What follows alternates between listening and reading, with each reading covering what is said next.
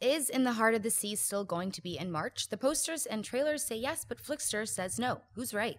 Flickster is right. They moved The Heart of the Sea to December, I believe. They moved it off into December. They just feel it has a lot of awards potential, which is good news for someone like me, because that says to me the studio really likes this film, and they think this is going to be an Oscar caliber film, and then they moved it. It was weird. We had actually Ron Howard, who directed the film, actually introduced AMC Movie Talk for us a little while ago, and he, even on that introduction, he's like, I hope you'll join us in May at AMC Theaters to watch In the Heart of the Sea. 2 days later, we're on, it's not coming out in May anymore. So as far as I know, but have you guys heard anything different? No. And I think they really want, it's Hemsworth, right? He's our leading man. Man, they really want Hemsworth. The right Hemsworth. The right Hemsworth. The good Hemsworth. The handsome Hemsworth. They really want him to be an Oscar contender. I think if you saw Rush, which I did, Howard really likes him. And Howard has a way of kind of had a way of being a star maker in terms of that legit street cred. I'm an actor. Yeah. So I think this is a good sign for Chris Hemsworth too. It's just too bad Chris Hemsworth has to go against Leo DiCaprio to get that Oscar. But yeah, I mean, I like when a studio moves this when they're positioning for Oscar bait. I think that makes sense. Especially, I mean, I saw the trailer and it looks great. It looks like it could be an award caliber film. Plus, I think it'd be a good movie to see around the holidays. I think this could be a family thing where it gets a little intense, but the whole family can get something out of this story. So, well, I mean, now I don't get to see it for another 8 months, so that's kind of a bummer. But I think it's the right move. All right, what's next? At Gamer Joe asks, when is Jedi Council coming back? Oh, yeah. Hey, really good question.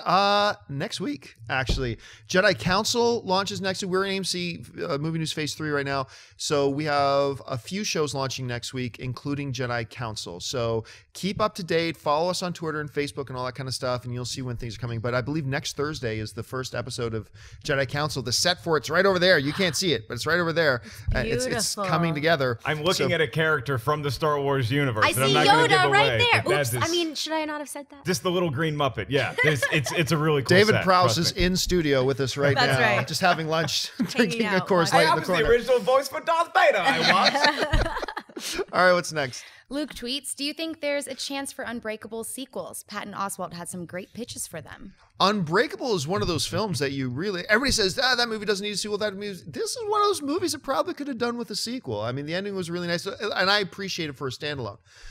With where the Mighty Shamhammer is right now, I don't see anybody going up to I mean, he could even put Will Smith as his lead actor in the movie, and it didn't work out.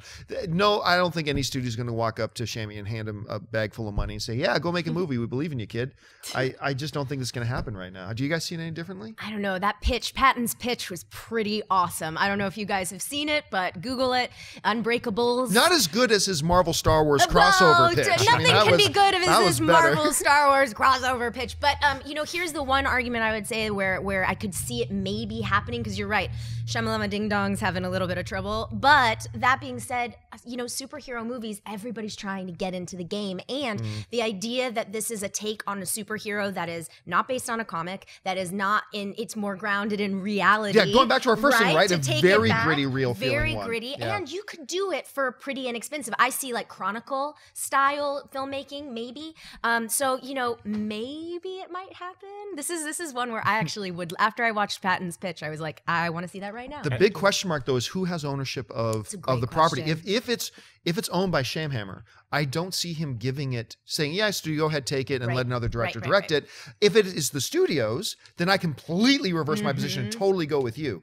Then at that point, I think the studio could make it happen. I'd be on board for it. Oh, yeah. I think that's the way to do it. As much as I love a good redemption story, I think that it'd be the wrong play for Shyamalan to do this film, because it's been too long. And now it just looks like a desperation move if the same director over 10 years later has had all these misses and it says, now maybe I'll make a sequel to something that people did like. I wouldn't like that play, but you're right. If they get a different director to come in and treat that source material, give a different spin on it going forward, I'd be up for it.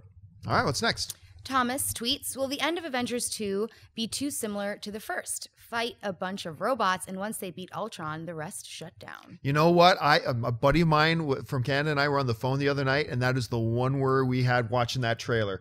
It's like, wait a minute, because you see in Star Wars, okay, just take out the droid control ship, all droids fall asleep. In Avengers, just take out that one ship, somehow these organic physical beings, if their ship blows up, they die. Okay, so that's convenient, and that's the one fear I had watching this because Ultron. It's a great shot. Ultron's on the street. I think it's Captain America says, "Is that all you got?" And Ultron and James Spader raises his hand, and all his little Ultron bots come running out.